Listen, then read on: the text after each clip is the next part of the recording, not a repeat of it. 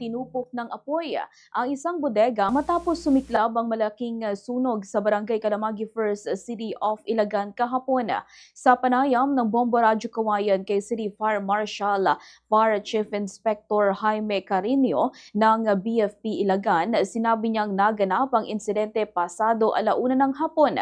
Ayon sa kanya, pagdating nila sa fire scene ay malaki na ang apoy at umabot na ito ng ikatlong alarma. Batay sa mga trabahador, naka-break umano sila at naiwan ang pasilidad na walang tao nang maganap ang insidente. Umabot sa 12 fire trucks mula sa iba't ibang himpilan ng BFP sa mga karatig bayan at lungsod ang nagtulong-tulong upang apulahin ang apoy, katuwang ang 3 Chinese Chamber Fire Volunteers.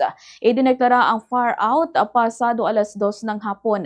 Kabilang sa mga natupok ang isang truck at isang loader, maliban pa sa ilang kagamitang gawa sa plastic materials na nasa loob ng bodega. Sa ngayon, patuloy pang inaalam ng BFP Ilagan ang sanhi ng nasabing sunog.